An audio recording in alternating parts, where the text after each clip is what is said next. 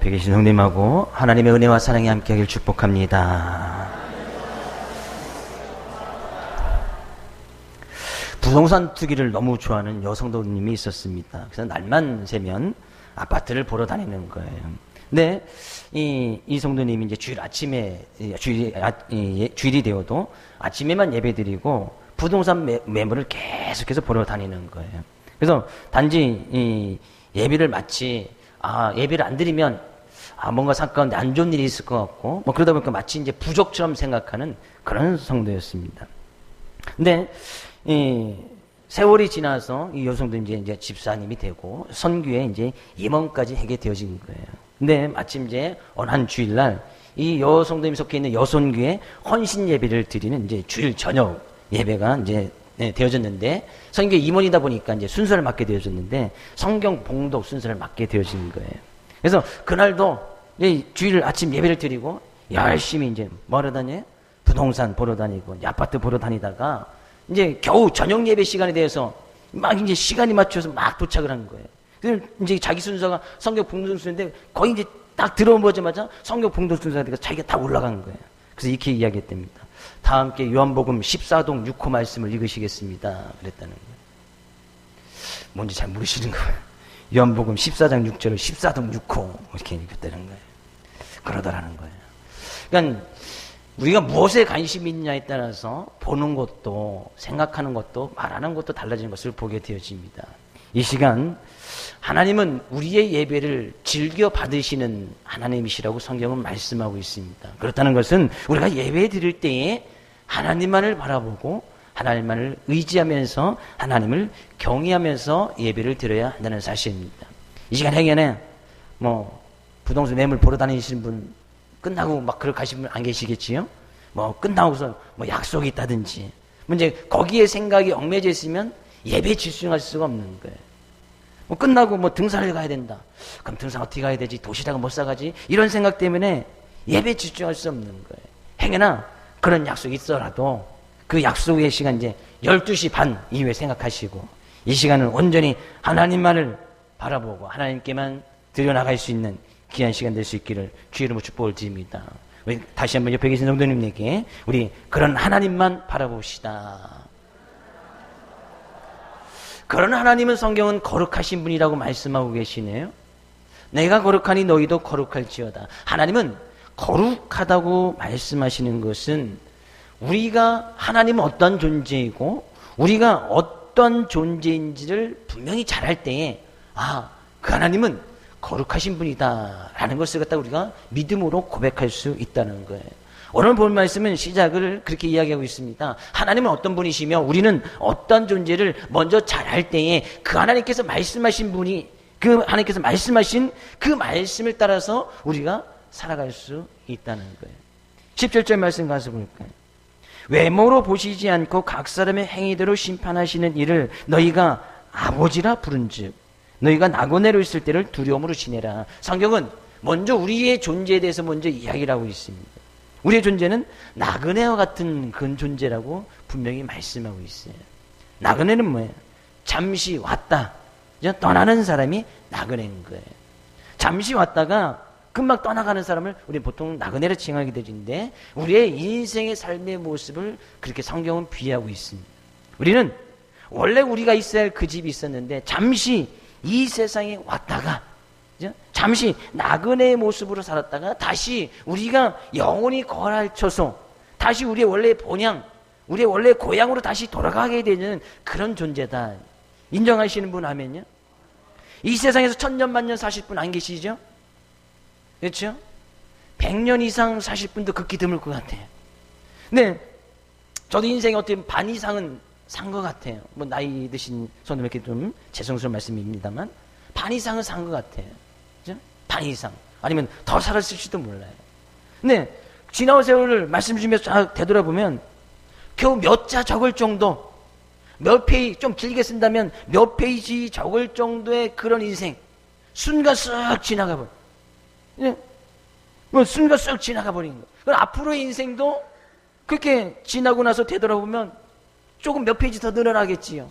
그만큼 쑥 지나가는 것이 우리의 인생이다. 그런 얘기예요. 그것을 먼저 인정을 해야 하나님이 어떤 하나님이신지 보이게 된다는 거예요. 다시 한번 우리의 인생이 나그네 같다라고 인정하실 분 아멘이요? 그런 거예요. 그러면 우리 나그네 된 그런 인생 가운데서 하나님은 어떤 존재로 우리를 바라보고 계신가 분명히 말씀하고 있어요.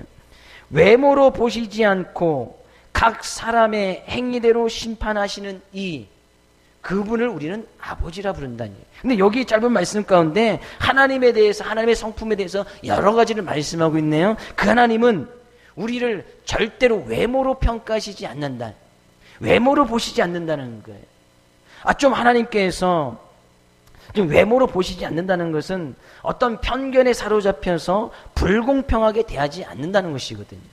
그 사람의 어떤 외모나 학력이나 지식이나 배움이나 가진 것이나 그런 것에 사로잡혀서 불공평하게 우리를 대하시지 않겠다는 그런 의미예요. 하나님은 절대로 우리를 편견이나 불공평에 빠지지 않게 하시고 우리를 보실 때 우리의 중심을 보시겠다. 여기서 행위를 보시겠다는 것은, 이 행위라는 것은 그 사람이 어떤 마음을 가지고 있고 어떤 생각을 가지고 있느냐에 따라서 그 행동이 나타나게 되어 있거든요. 우리가 뭐 행동하는 것, 그냥 뭐 주먹부터 나간다고 하더라도 이 마음 속에 이제 주먹이 나가겠다는 그런 마음가짐이 있기 때문에 주먹이 나가는 거예요. 행동이라는 것은 그렇거든요. 그러니까 우리의 행위를 보시겠다고 이야기하는 것은 그 마음, 그 사람의 마음을 보시겠다는 거예요.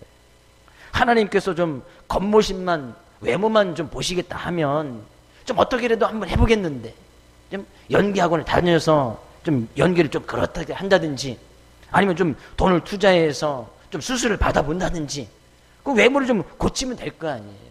그죠? 저도 뭐 견적이 너무 나와서 외모를 아예 보지도 않지만, 연기를 통해서 뭐 잘 보인다든지, 뭐 어쩌 분장을 한다든지 하면은 하나님께서 그것을 보시면 정말 좋겠지만 그렇지 않다는 거예요. 성경은 그런 외모만을 보고 힘써 나가는 사람을 예수님께서도 회칠한 무덤 같다 이렇게 표현하는 것이 있습니다. 무덤이 있으면 그 안에는 부패하고 썩어져가는 사람의 시신, 썩어가는 그런 냄새가 있는데, 그 겉모양은 회를 칠했다는 것은 아주 이쁘게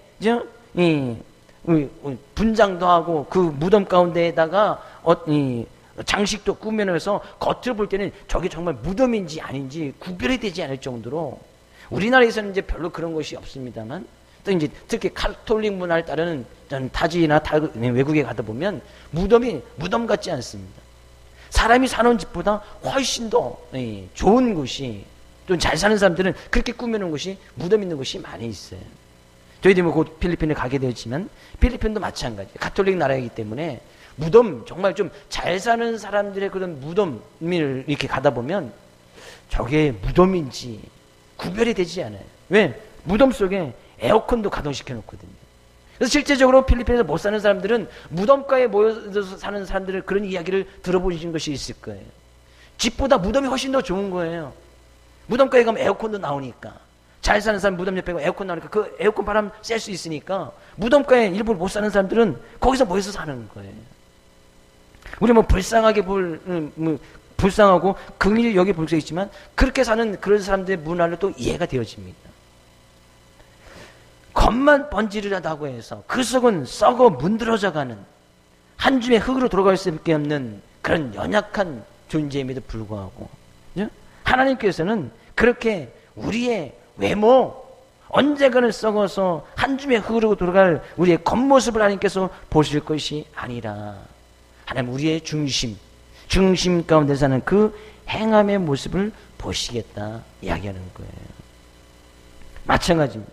우리가 이 시간 예배를 드려도 다 같이 모든 성도들이 이 시간 예배를 드리지만 어느 누군가는 진심으로 다해서 예배를 드리는 사람이 있는 반면, 어느 사람은 그냥 예배를 드리는 사람이 있어요.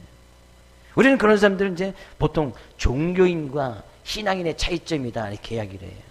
신앙인은 정말 나의 신앙은 하나님만 정말 우러러 앙망하면서 그 하나님만 의지하고 나가면서 우리의 예배가 정말 하나님께서 받으실 만한 그런 예배가 될 수 있도록 우리의 마음과 정성과 뜻과 최선을 다해 하나님께 드리는 모습을 갖다 우리는 신앙이라고 이야기합니다. 종교인은 그냥 마치 종교 활동하러 오는 거예요. 종교 활동. 마치 처음에 이 여성도가 그죠? 예배를 안 드리면 뭔가 삶건데 좀 나쁜 일이 있을 것 같고, 예배를 드리면 그 예배를 그래도 자기들도 어떤 이 세월이 지나서 집사도 받고 뭐 했으니까 그래도 예배는 드려야겠기에 그냥 마치 예배를 자기 어떤 삶건데 나쁜 일이나 애구를 때우는 그런 부적처럼 생각하는 그런 경우도 있다는 얘기죠. 저는 우리 모든 성도님들이 정말 하나님 앞에 나와서 예배를 드릴 때는 온전한 신앙인의 모습이처럼 그 하나님만 바라보고 그 하나님만 의지하고 나가고, 우리가 구제하고 선교하고 기도할 때도 마찬가지예요. 우리가 하나님 앞에서 하나님을 믿는다는 그 믿음 가운데서 행해지는 모든 일들이 다 마찬가지라는 것이죠. 누군가에게 보이기 위해서 구제하지 않습니다. 누군가에게 보이기 위해서 선교하지 않아요. 누군가에게 보이기 위해서 기도하거나 찬양하지 않습니다. 우리가 기도하고 찬양하고 구제하고 성경하고 예배를 드리는 그 이유는 하나님께서 우리를 오늘도 살게 하신 그 놀라운 하나님의 은혜가 있기 때문에 그 하나님을 우러러 앙망하는 거예요. 근데 그 하나님께 예배를 드리는데 우리가 딴 생각을 가질 수 있다고요? 그 하나님께 예배를 드리는데 우리가 다른 행동을 하고 딴 짓을 할 수 있다고요? 할 수가 없는 거예요. 하나님의 은혜를 깨닫지 못하고 있단 말이죠. 하나님께서는 우리가 예배를 드리는 그 예배의 의식에 집중하는 것이 아니라 우리가 왜 예배를 드리고 있는지 그 마음을 보시겠다는 얘기죠. 외모를 보시지 않고 각 사람의 행위대로 심판하시느니, 심판하신다는 것은 결국에 심판하는 것은 옳고 그름을 판단하시겠다는 이야기거든요. 어느 사람은 예배를 드렸다 하나님께서 인정해 주실 것이고, 어떤 사람은 같은 시간에 앉았지만 예배를 드리지 않았다 하나님께서 그렇게 심판하시겠다는 거예요. 심판한다는 것은 죄와 그죠? 형벌이 있고 상이 있다는 이야기예요. 심판하면 그거에 따른 벌이 있고 상이 있다는 것이에요. 우리가 이 세상에서 재판을 받아도 이 사람이 죄가 있느냐 없느냐에 따라서 죄가 있으면 형벌에 처해지고 그에 따른 죄의 대가를 받잖아요.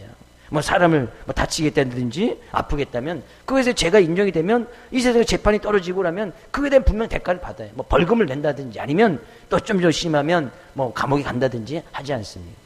근데 이것이 또 올바른 일을 판단이고 그에 대한 보상도 이루어지는 것이 우리들의 삶의 사회의 모습이에요. 하나님께서 심판하시겠다 동일한 거예요.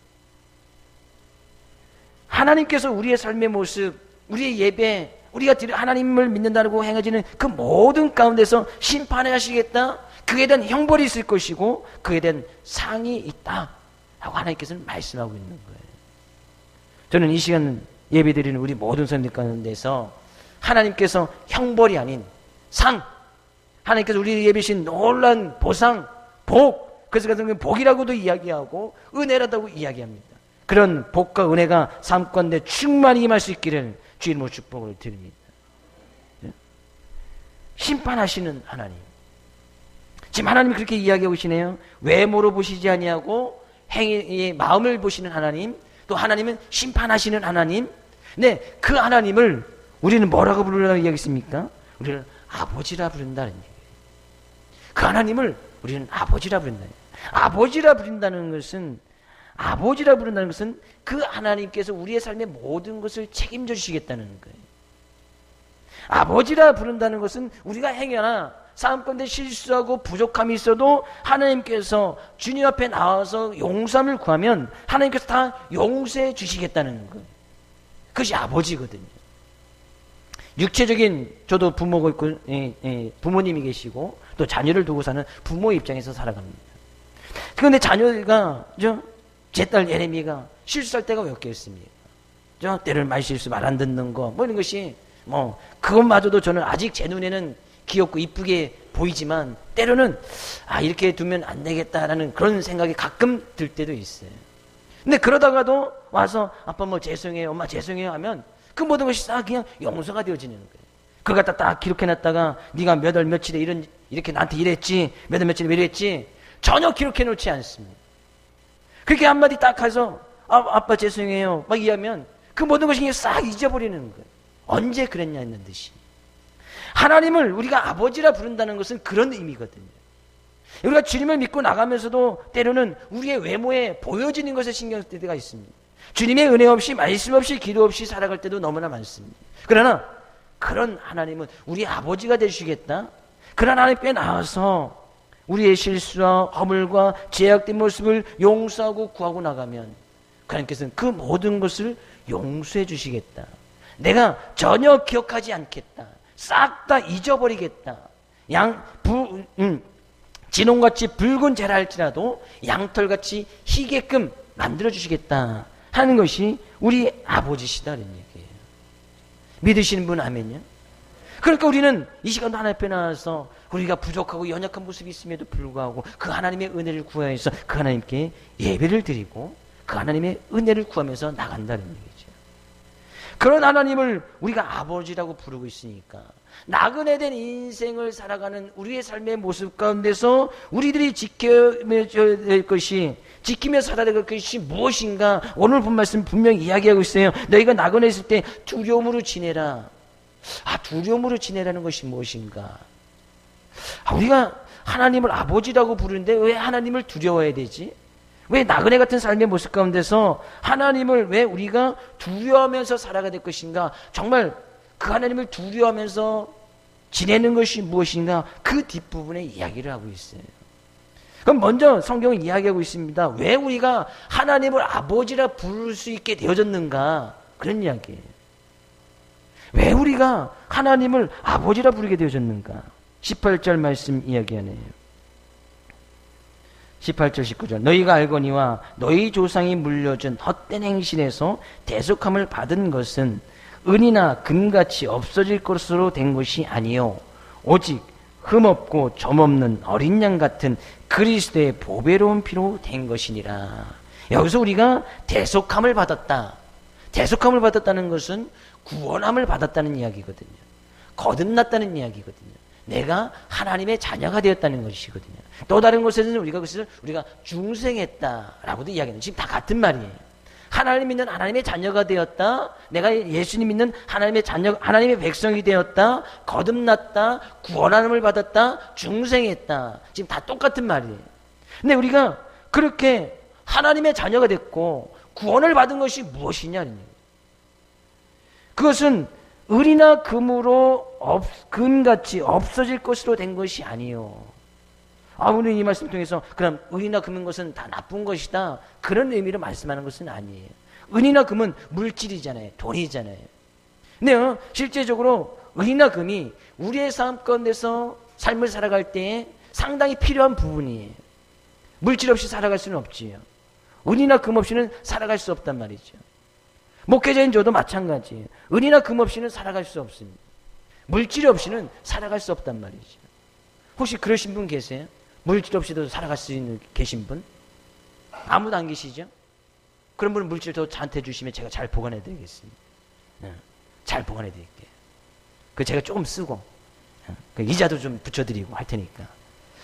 금이나 은 상가에 상당히 필요한 부분이에요. 예를 들면 그런 거죠. 왜 은이나 금으로 구원함을 받을 수 없는가? 라고 이야기하는 것은 어떤 사람이 깊은 병에 들었어요. 병이 들었는데 병원 가서 진단을 받으니까 이제 수술을 해야 된다는 거예요. 근데 이 사람이 너무나 가난해서 수술 받을 돈이 없는 거예요. 수술 받을 돈이 없는 거예요. 근데 어느 누군가의 극적인 도움으로 이 수술비를 어느 누군가가 지원해줬고 그 수술비를 통해서 이 사람이 수술 받아서 극적으로 그 병에서 고침을 받는 거예요. 근데 이 사람이 고침을 받았다는 것은 누군가 수술을 대줬기 때문에 금이나 은, 물질이 있었기 때문에 구원을 받았단 말이죠. 근데 이 병에서 고침을 받은 사람이 언젠가는 또 다시 죽음에 이르게 되어집니다. 나이가 들면 이제 죽음이라는 것이 또 찾아오는 거예요. 병 때문에 죽음의 위기에 위기의 어떤 그런 위기를 당했을 때 금이나 음으로 물질로 병원 가서 수술 받아서 또 고침을 받았지만 이 고침을 받은 사람이 이 세상에서 천년만년 살아가는 것이 아니라는 거죠. 언젠가는 또 나이가 되면 90세, 100세 되면 또 죽음이라는 것이 오는 거예요. 그때는 은이나 금이 아무리 많이 있어도 이 죽음이라는 가운데서 이 사람이 거기서 건져내지를 못하는 거예요. 그렇죠? 내가 나이가 들어서 죽게 되어졌는데 이 죽음을 금이나 은으로 맞바꿀 수는 없단 말이죠. 그러니까 금이나 은이 어떤 일시적인 큰 어려움과 문제에 처했을 때 거기서 도움을 받을 수 있는, 병을 치료받을 때 수술비로나 쓸 수 있는 그 가운데서 고침을 받는데 어쩌면 그것도 구원이라고 할 수 있겠지요. 그럼 구원을 받는데 필요할 수는 있겠지만 그것이 우리가 영원토록 구원을 받을 수 있는 데는 쓸 수 없다는 거예요. 네. 그래서 우리가 구원을 받는다는 것은 영원한 것이 아니면, 우리에게 정말 영생을 허락해 주는 것이 아니면 진정한 구원을 가져다 줄 수 없다는 얘기예요. 은이나 금같이 없어질 것으로 된 것이 아니요. 우리가 받은 구원은 그렇게 물질적인 것으로 된 것이 아니라는 거예요. 그 구원은 영원한 것이 아니면 우리에게 진정한 구원을 가져다 줄 수 없다. 그런 의미라는 거죠.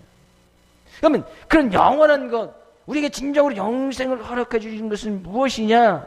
오직 흠없고 점없는 어린 양 같은 그리스도의 보배로운 피로 된 것이다. 그 예수 그리스도는 영생을 가지고 계신 분이고, 생명을 가지고 계신 분이고, 창조전에 계셨다가 지금도 살아계시며 역사하고 계시고 앞으로 재림하여 오실 그 주민이라는 사실이에요. 그 주님께서 잠시 우리의 육체적인 모습을 가지고 똑같이 이 세상에 오셔서 인간의 모든 죄를 구원하시기 위해서 육체의 모습을 가지고 이 세상에 오셔서 십자가를 지시고 또한 우리의 죄를 구원하기 위해서 친히 피와 물을 쏟아 주셔서 사람 인류에 구원하는 것이 바로 그런 모습이구나 보여주신 분이 바로 예수님이에요. 그분은 다시 부활하셨고 승천하셨고 다시 이 세상에 재림하여 오실 재림의 주로 하나님의 우편에 앉아 계신 분이 바로 그 주님이라는 얘기죠. 그 주님께서 흘려주신 그 피로 말미암아 우리가 대속함을 받았다, 구원함을 받았다, 영생을 받았다, 하나님의 자녀가 되었다는 사실이에요. 믿으시는 분 아멘요? 그 예수님께서 영원하신 분이에요. 은이다 금으로는 도저히 우리가 구원을 받을 수 없단 말이에요. 일시적인 도움은 되는 거예요.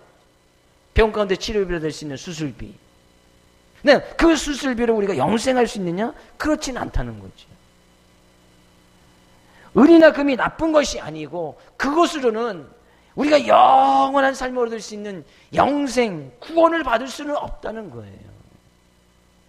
오직 영생을 허락해 주신 예수 그리스도의 보혈의 피로 말미암아 우리가 구원함을 받게 되어졌다. 그분은 이야기하고 계시잖아요. 20절에도 그는 창세전부터 미리 알리신 바 되신 이나 이 말씀이 너희들에게 나타나신 바 되었으니, 그분은 창조 전에 이미 하나님과 함께 계셨고 이 말세라는 것은 그들이 살아가는 그 세상 때에 친히 육체의 모습을 가지고 이 세상에 오셔서 십자가에 못 박혀 죽으신 바 되어졌다가 다시 부활하시고 하나님의 영광을 덧입어서 승천하시는 그런 모습 가운데 있음으로 말미암아 우리는 그 그리스도로 말미암아 구원함을 얻게 되어졌으니 그 하나님께 소망을 두고 믿음을 두고 살아가는 것이 하나님의 뜻이다 라고 말씀하고 있네요.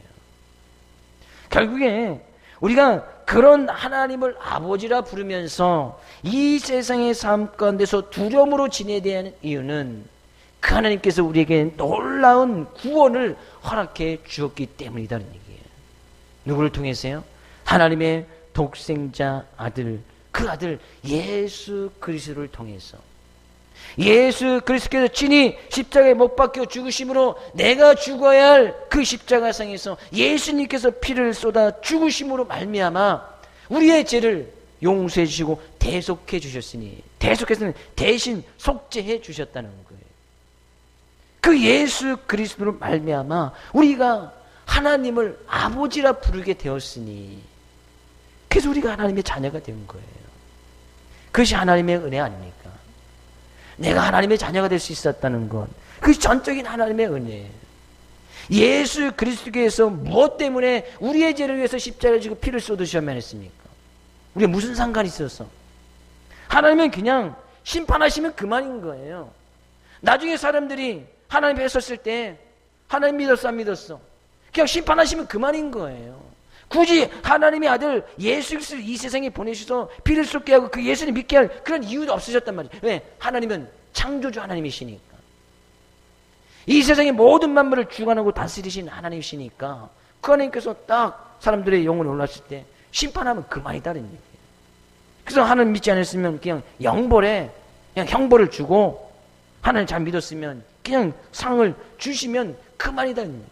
근데 그 하나님께서 우리 아버지가 되셨다는 것은 우리의 삶 가운데 그렇게 구원하는 받을 수 있는 놀라운 길을 열어주셨다는 얘기예요. 하나님께서 우리들의 이 인생을 책임져 주시겠다는 얘기예요. 우리를 이 세상에 보내주신 건 그만한 분명한 이유가 있다는 얘기죠. 그래서 우리의 삶의 모습을 하나님께서 책임져 주시는 하나님, 그 하나님을 우리가 아버지라 부를 수 있다고요? 정말 놀라운 은혜예요. 우리가 감히 어떻게 하나님을 아버지라 부를 수 있어요? 하나님을 우리가 아버지라 부를 수 있다고요?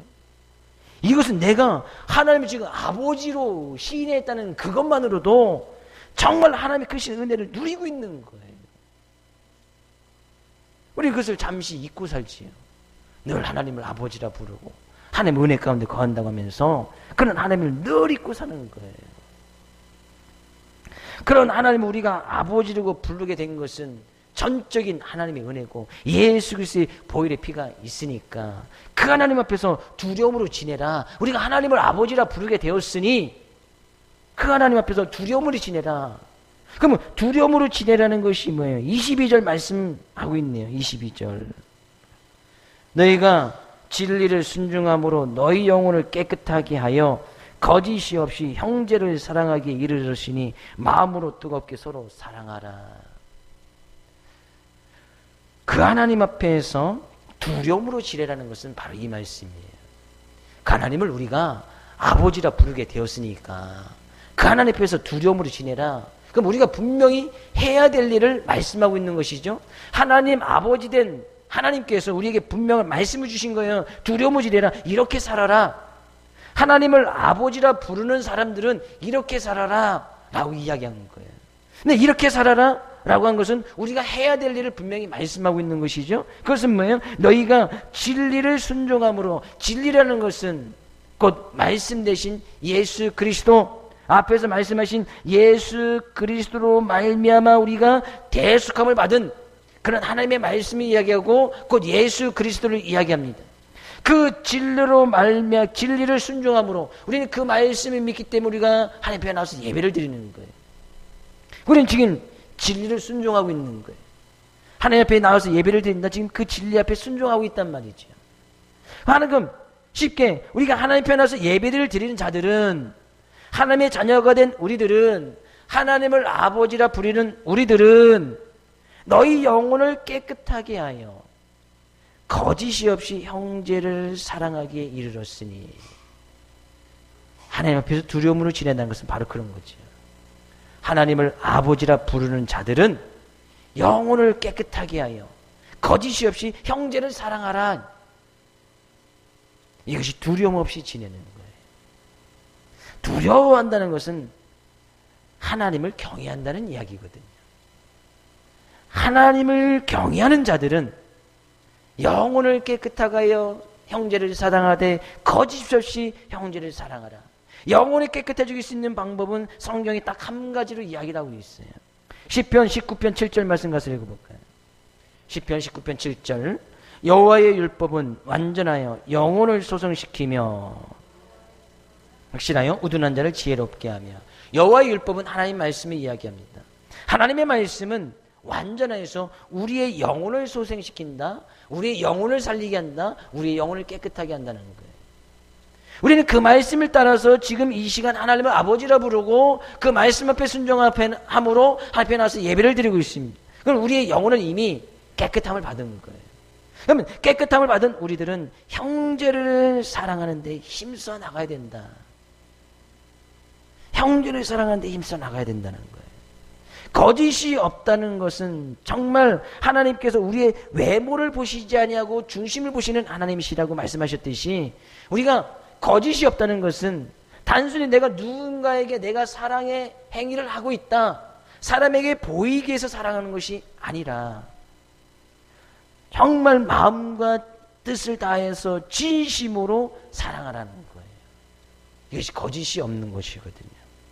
어쩔 수 없이 사랑하는 것이 아니고, 겉과 속이 다른 모습으로 사랑하는 것이 아니고, 내 신분이 있고 지위가 있고 직분이 있으니까 내 이 직분을 지키기 위해서 사랑하는 것이 아니고, 나는 담임 목사니까 성도를 사랑해야지. 물론 그것도 중요해. 나는 목회자니까, 담임 목사니까 성도를 사랑해야지. 어떤 신분이나 자리를 유지하기 위해서 사랑하는 것이 아니고, 저는 목사이기 때문에 여러분을 사랑하지 않습니다. 말씀에 근거해서 그 마음과 전심으로 사랑하는 거예요. 이것이 거짓이 없는 것이거든요. 내가 집사니까, 내 직분이 있으니까 성도를 사랑해야지, 이웃을 사랑해야지. 물론 그것도 상당히 중요한 거예요.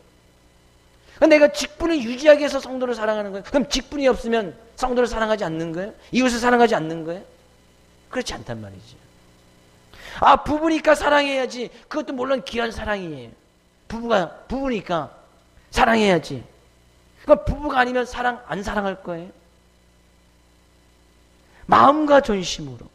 부모와 자녀, 내가 부모니까 자녀를 사랑하고, 자녀니까 부모님을 사랑하고, 물론 그런 관계를 허락해 주신 하나님께 감사함으로 사랑하는 것도 중요하지만, 그 이전에 먼저 마음과 전심으로 거짓이 없이 사랑을 표현해야 된다는 거예요.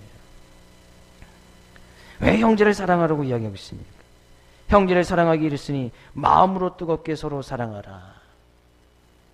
형제를 사랑하되 마음으로 뜨겁게 서로 사랑하라. 이것이 하나님 앞에서 두려워하면서 지내는 거예요. 하나님을 우리가 아버지라 부르는 하나님의 자녀된 우리들의 삶의 모습 가운데서 진정으로 두려워하면서 삶을 살아가는 거예요. 그것이 바로 형제를 사랑하는 것에서 나타난다는 얘기죠. 왜 지금 우리가 이 말씀을 나누고 있습니까? 올 한해 피어처럼 함께 즐거워하고 함께 우는 그런 교회가 되고 그런 성도가 되기 위해서는 형제를 사랑하고 이웃을 사랑하는 마음이 없이는 함께 즐거워할 수 없고 함께 울 수가 없단 말이죠. 사랑하는 모습이 없이 함께 즐거워하고 함께 기뻐할 수 있다고요? 할 수 있지요. 겉모습만 중요시 생각한다면, 사람에게 보이려고만 한다면 할 수 있겠지요. 그러나 하나님께서는 그거 보시지 않겠다는 거예요. 하나님 앞에서 두려움으로, 하나님께서는 그 모습을 보지 않으니까 이것이 두려워하는 마음이거든요. 이것이 하나님을 경외하는 것이거든요.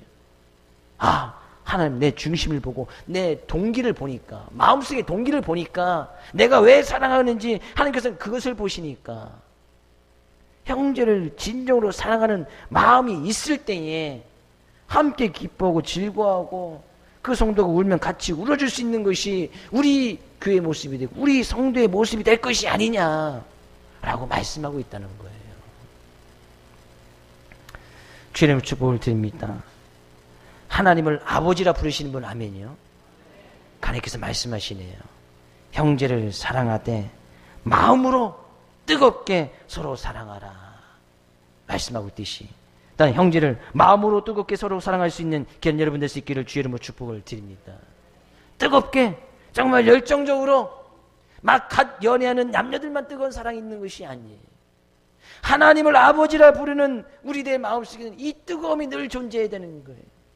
뜨거움, 형제를 정말 뜨겁고 사랑해야 되는 그런 이 뜨거움이 있어야 된다는 거예요.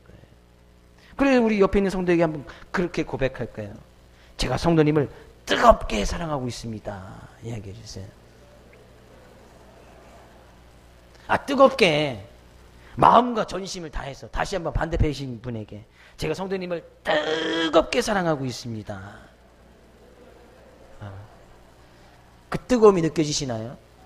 막 옆에 너무 뜨거워 막 이럴 정도로 그냥 이 사랑의 막 열기가 막 느껴질 정도로, 이것이 하나님 앞에서 두려움으로 지내는 것이다 하는 얘기예요. 하나님 앞에 정말 그 하나님을 정말 두려워하고 그 하나님을 경외한다면 이 뜨거움의 열기가 살아나야 된다는 거예요.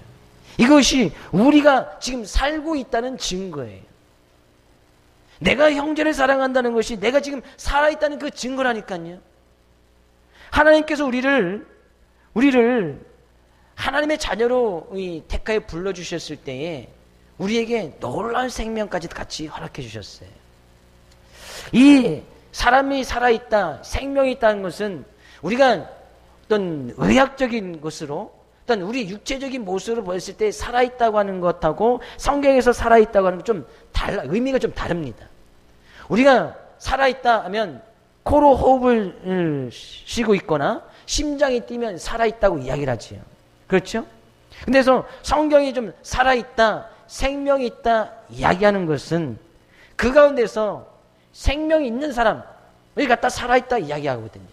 근데 이 생명은 코로 호흡을 숨을 쉬는 것, 심장이 뛰는 것을 갖다가 성경은 생명이 있다고 이야기하지 않아요. 이 생명은 이 생명을 가지신, 영생을 허락하여 주신, 그 생명을 허락하여 주신 예수 그리스도가 있는 사람이 생명이 있다고 이야기해요. 그래서 여기 말씀하고 있잖아요. 오늘 본 말씀도 이야기하고 있잖아요. 너희가 대속함을 받았다, 구원을 받았다, 하나님의 자녀가 되었다, 생명을 얻었다, 똑같은 이야기거든요. 중생했다, 거듭났다, 다시 살아났다. 이것은 이 생명이 있는 예수 그리스도, 예수 그리스도가 어떤 분이에요? 그 예수 그리스도가 나의 죄에서 피를 쏟아서 죽으신, 대속해 주신 그 예수님을 믿는 그 믿음, 예수 그리스도가 있을 때에 생명이 있다라고 이야기하는 거예요. 우리는 그런 사람을 살아있다라고 이야기하는 거예요. 살아계신 분 하면, 예수 그리스도가 계신 분 하면, 예수 그리스도를 믿으시는 분 하면, 중생하신 분 하면, 거듭나신 분 하면, 중생하신 분 하면, 지금 다 똑같은 이야기하고 있는 거예요. 왜 갈수록 아멘이 작아지시면 안 되시는데. 지금 똑같은 이야기를 하고 있는 거예요. 똑같은 이야기. 예수님 안에 생명이 있기 때문에 그 예수님이 있는 사람은 생명이 있는 거예요. 그 사람이 살아있는 거예요. 그러면 우리 반대로 그 예수님이 없는 사람은 죽어있다는 얘기예요. 예수님이 없는 사람은 거듭남이 없다는 얘기예요. 예수님이 없으면 중생함이 없는 거예요. 예수님이 없으면 참다운 구원이 없는 거예요. 하나님께서 보내신 그 아들이 있는 자에게는 생명이 있고 하나님이 아들이 없는 자에게는 생명이 없느니라 분명히 말씀하고 있거든요. 그러면 우리가 살아있다라고 하는 것은, 우리가 살아있다는 그 증거가 무엇이냐? 예수님께서 보여준 그 사랑을 우리가 힘입어서 그 사랑을 가지고 형제를 사랑할 때에, 아, 저 사람 정말 살아있구나, 저 사람 생명이 있구나, 저 사람 예수 그리스도를 믿는 사람이구나, 아, 저 사람 참다로 거듭난 사람이구나, 아, 저 사람 중생한 사람이구나 라는 것을 갖다가 내 스스로 증명하는 길이 되어진다는 거예요. 그럼 우리는 어찌 형제를 사랑하지 않을 수 있겠습니까? 그러나 하나님께서 정말 네가 살아있다는 그 증거를 보여주라. 심장이 뛴다고 살아있는 것이 아니다는 얘기예요. 내가 오늘도 코로 호흡을 하고 있으니까 살아있는 것이 아니다. 세상적인 사람 친구들한테는, 세상 사람들은 그렇게 이야기하세요. 난 코로 호흡을 하니까 살아있다고 이렇게 이야기하셔야지. 코로 호흡을 쉬고 있다가 다 살아있는 것이 아니야. 당신 예수 없으니까 죽은 사람이야. 이렇게 이해하지 잘 못하니까. 살아있다고 이야기는 해주세요. 그러나 진정 우리가 살아있다는 그 의미는 내 안에 내가 하나님을 아버지라 부를 수 있는 예수 그리스도의 보혈의 은혜, 예수님이 있기 때문에 우리는 살아있는 거예요. 그럼 살아있는 사람은 그 하나님을 진정으로 두려워하면서 하나님께서 말씀하신 형제를 사랑할 때 정말 서로 뜨겁게 사랑하는 그런 모습이 있을 때에 함께 즐거워하고 함께 나누고 함께 베풀어주고 함께 울 수 있을 것이 아니냐. 요한일서에서는 형제를 사랑하는 것을 이렇게 말씀하고 있네요. 우리 이 말씀 읽고 말씀을 정리할까 합니다. 요한일서 3장 14절로 18절 같이 읽어보겠습니다. 우리는 형제를 사랑함으로 사망에서 옮겨 생명으로 들어간 줄을 알거니와 사랑하지 아니하는 자는 사망에 머물러 있느니라. 그 형제를 미워하는 자마다 살인하는 자니 살인하는 자마다 영생이 그 속에 거하지 아니하는 것을 너희가 아는 바라. 그가 우리를 위하여 목숨을 버리셨으니 우리가 이로써 사랑을 알고 우리도 형제들을 위하여 목숨을 버리는 것이 마땅하니라. 누가 이 세상의 재물을 가지고 형제의 궁핍함을 보고도 도와줄 마음을 닫으면 하나님의 사랑이 어찌 그 속에 거하겠느냐. 자녀들아, 우리가 말과 혀로만 사랑하지 말고 행함과 진실함으로 하자. 오늘 본 말씀을 너무나 잘 압축해 놓은 말씀이네요. 우리가 형제를 사랑함으로 생명, 사망에서 옮겨 생명으로 들어갔다. 하나님의 크신 사랑 가운데 생명 가운데 들어갔다. 중생했다. 거듭났다는 얘기죠. 예수 그리스도의 놀라운 은혜가 있기 때문에. 그러면 그런 우리가 살아있는 자라면 살아있는 자의 모습으로 살아가라는 얘기예요. 그런 것은 주님께서 우리를 이렇게 사랑하셔서 그 아들 보내주셔서 우리를 살려주셨듯이 우리도 형제를 사랑하는 것이 마땅한 것이 아니겠느냐. 마땅하다는 것은 하나님을 아버지라 부르는 사람들이 당연히 해야 될 일이라는 거예요. 마땅한 일. 내가 살아있다면 마땅히 해야 될 일이라는 거예요. 그래서 형제를 위해서 궁핍함을 보면 도와주고, 그죠? 그 형제에 필요한 것이 있으면 좀 채워주고, 허물이 있으면 좀 덮어주고, 아픔이 있으면 좀 같이 치유해주고, 즐거울 일 있으면 같이 즐거워해주고, 슬퍼할 일 있으면 같이 좀 울어주고, 이것이 형제를 사랑하는 것이 아니에요. 이번 한 주간 이 말씀을 온전히 의지하여서 내가 하나님을 아버지라고 고백한다면 그 아버지를 고백한다는 그 믿음의 증거를 보여주라는 얘기예요. 형제를 사랑함으로 하나님이 아버지 되심을 밝히 보여 증거하는 긴 한 주간의 삶의 모습 가운데서 참된 승리가 있고 그 사랑의 모습을 통하여서 형제들을 사랑하되 뜨겁게 사랑하는 우리 사랑하는 모든 성도님 될 수 있기를 주의 이름으로 축복을 드립니다.